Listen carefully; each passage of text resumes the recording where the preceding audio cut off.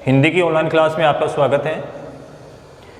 पहले वीडियो में हमने बात की थी तुलसीदास जी की और तुलसीदास जी के जो पद थे उनकी 100% व्याख्या हमने की थी। आज जो हमारा नया चैप्टर रहेगा और नया चैप्टर है, आज के जो प्रमुख कवि हैं वो है सेनापति। सेनापति, आज हम सेनापति के बारे में विस्तार से चर्चा करेंगे। सबसे पहले इनका परिचय देख लेते हैं। तो इनका जो जन्म था, सेनापति का जन्म था वो कोई हुआ था 1616, जन्म हुआ था संवत 1616 विक्रमी में। कब हुआ था बेटा? 1616 विक्रमी के अंदर इनका जन्म हुआ था। और सेनापति थे वो दीक्षित गोत्रीय ब्राह्मण परिवार से थे। दीक्षित गोत्रीय ब्राह्मण परिवार। कौन से परिवार से थे? दीक्षित गोत्रीय ब्राह्मण परिवार से थे। इनके पिता का नाम कोई बताया जाता है गंगाधर। इनके पिता का क्या नाम बताया जाता है? गंगाधर बताया जाता है। और इनके पितामह का नाम, इनके पितामह का कोई नाम बताया जाता है परशुराम दीक्षित। परशुराम दीक्षित।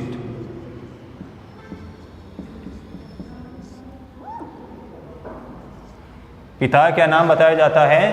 परशुराम दीक्षित बताया जाता है। सेनापति थे वो सेनापति हिंदी साहित्य के कौन से काल से थे?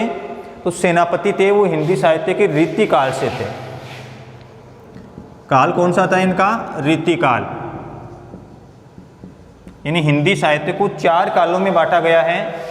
सबसे पहले आदिकाल, आदिकाल के बाद में आता है भक्ति काल, भक्ति काल के बाद में आता है रीति काल और रीति काल के बाद में आता है आधुनिक काल। तो जो सेनापति थे वो कौन से काल के कवि थे? रीति काल। और रीति काल में उस समय 3 धाराएं हुआ करती थी। कितनी धाराएं? 3 धाराएं हुआ करती थी। रीतिबद्ध धारा, रीति मुक्त धारा और रीति सिद्ध धारा। 3 धाराएं हुआ करती थी। उन 3 धाराओं में से जो सेनापति थे वो कौन सी धारा के प्रमुख कवि थे? ये थे रीतिबद्ध, रीतिबद्ध धारा के। रीतिकाल की रीतिबद्ध धारा के प्रमुख कवि कौन रहे हैं? सेनापति रहे हैं। अब कई लोग ये कहते हैं कि सेनापति इनका उपनाम था, लेकिन आज तक इनका जो वास्तविक नाम है उसके बारे में किसी को पता नहीं चला है। लोग ये कहते हैं कि ये इनकी कोई उपाधि दी गई थी, लेकिन इनका वास्तविक नाम आज तक किसी को पता नहीं है। सेनापति हैं वो रीतिकाल के भाव प्रणव कवि माने जाते हैं। भाव प्रणव कवि सेनापति हैं वो रीतिकाल के कौन से कवि माने जाते हैं? भावों को भरने वाले कवि माने जाते हैं। रीतिकाल ये जो सेनापति हैं, सेनापति राम भक्त कवि थे। राम भक्त कवि कैसे कवि थे? राम भक्त कवि सेनापति को कहा जाता है। बात करते हैं सेनापति की भाषा की। तो इनका जो काव्य है वो कौन सी भाषा में लिखा गया है? ब्रज भाषा। कौन सी भाषा में लिखा गया बेटा? ब्रज भाषा के अंदर इनका काव्य है वो लिखा गया है। और इनके जो गुरु थे, इनके गुरु का नाम कोई बताया जाता है। इनके जो गुरु थे उनका नाम था हीरामणि। हीरामणि, ऐसा कहते हैं कि इनके गुरु का क्या नाम था? हीरामणि इनके गुरु का कोई नाम बताया जाता है। और सेनापति थे क्योंकि रीतिकाल के अंदर अधिकतर कवियों ने अत्यधिक अलंकारों का सहारा लिया है। इनका भी एक प्रिय अलंकार था। और सेनापति का जो प्रिय अलंकार था वो कौन सा था? उसका नाम था श्लेष। यानी सबसे अधिक कौन से अलंकार का प्रयोग इन्होंने किया है? श्लेष अलंकार का प्रयोग इन्होंने किया है। ये थोड़ा सा इनका सामान्य सा इनका परिचय था, कोई ज़्यादा बड़ा इनका परिचय नहीं रहा है। मृत्यु के बारे में कोई ज्ञात नहीं है कि इनकी मृत्यु कब हुई थी। बात कर लेते हैं इनकी रचनाओं की, और इनकी दो ही रचनाएं हैं। पहली है कवित रत्नाकर,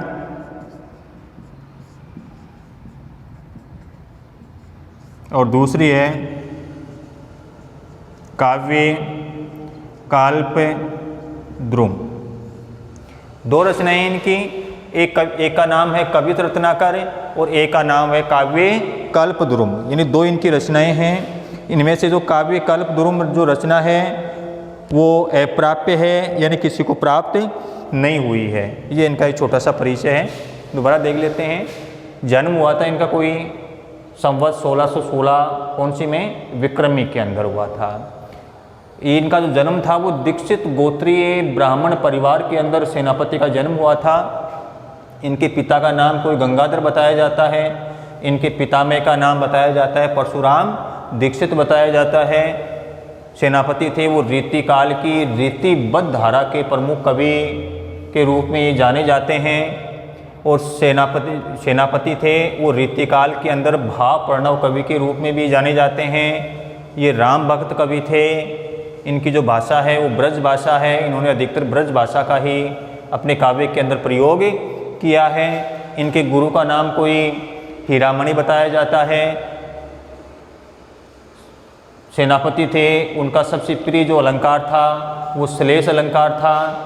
और इनकी दो रचनाएं हैं, एक काव्य कल्पद्रुम है और एक कवित रत्नाकर है, जिसमें काव्य कल्पद्रुम है वो अप्राप्य है, यानी ये प्राप्त नहीं हुई है, केवल अनुमान लगाया गया है कि इनकी दो रचनाएं हैं। ये इनका एक सामान्य सा परिचय हो गया। अब इनके अपन पद हैं वो देखते हैं। पहला पद है बेटा, पहला पद है अपना, पहला कवित है। और कवित क्या होता है, छंद है। कवित क्या है, छंद। जब अपन इसका विशेष लिखेंगे तो इसमें ये बिंदु लगाएंगे, इसमें कवित छंद का प्रयोग किया गया है। तो कवित एक छंद है, पहला छंद है। और ये इनका ऋतु वर्णन से ये छंद सारे लिए गए हैं, कवित लिए गए हैं।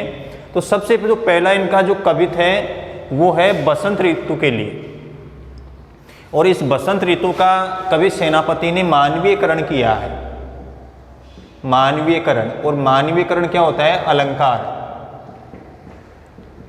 मानवीयकरण अलंकार कौन सा होता है, जहाँ पर जड़ प्रकृति में मानवीय गुणों का आरोप किया जाता है, वहाँ पर कौन सा अलंकार होता है, मानवीयकरण अलंकार होता है। तो ये जो पद है, इस पद के अंदर कौन सा अलंकार है, मानवीयकरण अलंकार है, क्योंकि इसमें प्रकृति को एक मानव की भांति उसको दिखाया है। तो पहला कवित है कौन सी ऋतु का है, बसंत ऋतु का। और बसंत ऋतु को सभी ऋतुओं के अंदर श्रेष्ठ ऋतु बताया गया है। बसंत को एक राजा की भांति उसको बताया गया है। तो सबसे पहले बसंत ऋतु का वर्णन कर रहे हैं। कैसे कर रहे हैं, कवि सेनापति क्या कर रहे हैं, बरण बरण तरु फूले उपवन वन। कवि कह रहा है, कवि सेनापति कह रहे हैं कि बसंत ऋतु है वो प्रारंभ हो गई है। और जैसे ही बसंत ऋतु प्रारंभ होती है तो अपन सामान्य रूप से देखते हैं कि बसंत ऋतु प्रारंभ होते ही पेड़ पौधे हैं उनमें हरियाली छा जाती है, जो बगीचे वगैरह हैं वो फूलों से भर जाते हैं, अनेक प्रकार के रंग बिरंगे फूल उनमें खिल जाते हैं। तो यहाँ पर कवि कह रहा है बरण बरण यानी रंग रंग के, तरु यानी पेड़, फूले उपवन वन। कवि कह रहा है कि बसंत ऋतु वह प्रारंभ हो गई है और बसंत ऋतु प्रारंभ होते ही पेड़ पौधों पर रंग बिरंगे फूल हैं वो खिलने लग गए हैं। अनेक प्रकार के जो फूल हैं वो उनके ऊपर खिलने लग गए हैं। सोई चतुरंग संग दले लय तू है, सोई यानी वही, और चतुरंग का मतलब चार अंग की। ने सेना होती है, सेना के कितने अंग बताए गए हैं, चार अंग। कौन कौन से होते हैं, पैदल सेना, रथ सेना, घुड़सवार सेना और हाथी सेना। यानी सेना के कितने अंग होते हैं, चार अंग होते हैं। यहाँ पर जो ये बसंत ऋतु है, उस बसंत ऋतु को कवि सेनापति ने किसके समान बताया है, एक राजा की भांति बताया है। कि जिस प्रकार से एक राजा का आगमन होता है और जिस प्रकार का श्रृंगार और साज सज्जा उस राजा के आवभगत में की जाती है, उसी प्रकार की साज सज्जा किसके लिए हो रही है, बसंत के लिए हो रही है। तो कवि कह रहे हैं कि बसंत ऋतु प्रारंभ हो गई है और बसंत ऋतु प्रारंभ होते ही चारों तरफ रंग बिरंगे फूल वो खिलने लग गए हैं। सोई चतुरंग संग दल लहयतु है, और वही कौन से रंग बिरंगे फूल, पेड़ पौधों पर खिले हुए रंग बिरंगे फूल हैं, वो रंग बिरंगे फूल ही उस बसंत रूपी राजा की क्या है, चतुरंगिनी सेना है। सोई चतुरंग संग दल लहयतु है, वही पेड़ पौधों पर खिले हुए जो रंग बिरंगे फूल हैं, वो रंग बिरंगे फूल बसंत रूपी राजा के लिए क्या है, उसकी चतुरंगिनी सेना। कि जिस प्रकार से एक राजा आता है, तो जब राजा आता है तो उसके साथ उसकी चतुरंगिनी सेना भी आती है। उसी प्रकार से बसंत भी क्या है, एक राजा है। तो जब एक राजा के साथ उसकी चतुरंगी सेना आती है, तो जब बसंत आता है तो बसंत के साथ भी उसकी क्या आ रही है, चतुरंगिनी सेना आ रही है। और बसंत की चतुरंगिनी सेना किसको बताया है, पेड़ पौधों पर खिले हुए जो रंग बिरंगे फूल हैं, वह रंग बिरंगे फूल ही उस बसंत रूपी राजा की क्या है, चतुरंगिनी सेना है। दोनों साथ आ रहे हैं, एक राजा है, इन दोनों का अपने को साथ साथ अध्ययन करना है, एक राजा का भी और यहाँ पर बसंत को भी क्या बताया है, राजा बताया है। बंदी जिमी बोलत बिरद बीर कोकिल है।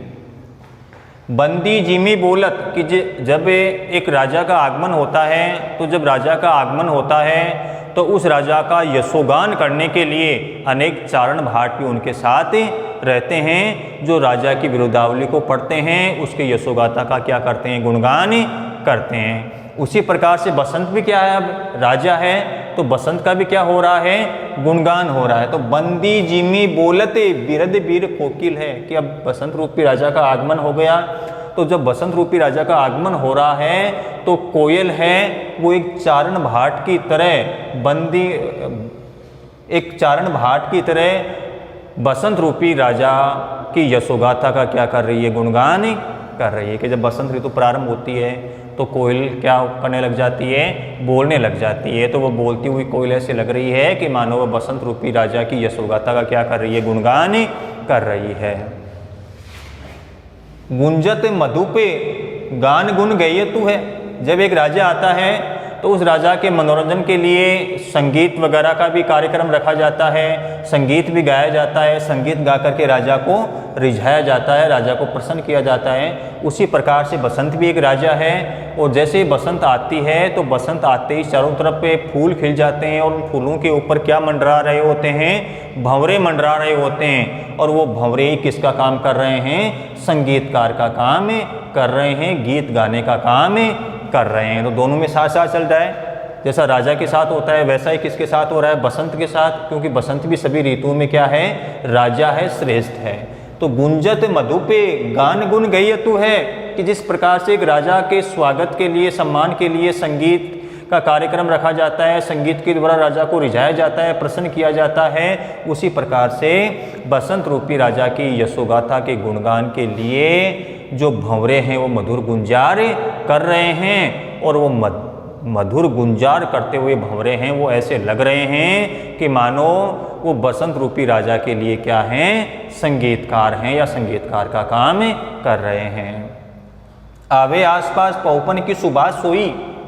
जब राजा आता है तो राजा के आव भगत में, उसके सत्कार में चारों तरफ क्या बिछा दिए जाते हैं, फूल बिछा दिए जाते हैं। तो उन फूलों की चारों तरफ क्या आ रही होती है, सुगंध आ रही होती है।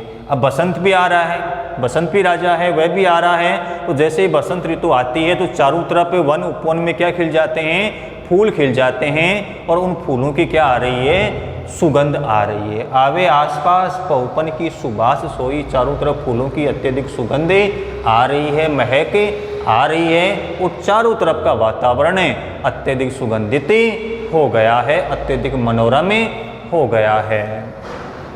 सोने के सुगंध, कि अब तो वातावरण कैसा हो गया है, सोने में सुगंध होने के समान हो गया है, यानी सुंदरता में भी और अधिक सुंदरता बढ़ गई है। सोने में सुगंध होने का मतलब होता है सुंदरता में भी और अधिक सुंदरता होना। तो सोने के सुगंध मान सन्य रयतु है, कि अब का जो वातावरण है, बसंत ऋतु का जो वातावरण है, वो तो सोने में भी सुगंध करने का काम कर रहा है, यानी सुंदरता में भी और अधिक सुंदरता बढ़ गई है। शोभा को समाज, पूरा समाज है वो अत्यधिक शोभायमान हो रहा है। बसंत के आगमन पर शोभा को पूरा समाज अत्यधिक शोभायमान हो रहा है। सेनापति सुख के साज आज, और कवि सेनापति कह रहे हैं कि पूरा समाज अत्यधिक सुखी है, पूरा समाज अत्यधिक सुख प्राप्त कर रहा है। कौन सी ऋतु के अंदर है? बसंत ऋतु के अंदर है। शोभा को पूरा समाज अत्यधिक शोभायमान लग रहा है, अत्यधिक सुंदर लग रहा है। सेनापति सुख साज आज, और बसंत ऋतु में किसी प्रकार का कोई दुख नहीं रहता है। सभी लोग अत्यधिक सुखपूर्ण अपना जीवन व्यतीत कर रहे हैं। समाज में अत्यधिक सुख छाया हुआ है।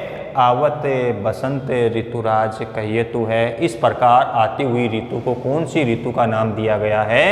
बसंत ऋतु का नाम दिया गया है। या इस प्रकार के सत्कार के साथ कौन सी ऋतु ने प्रवेश किया है? बसंत ऋतु ने प्रवेश किया है।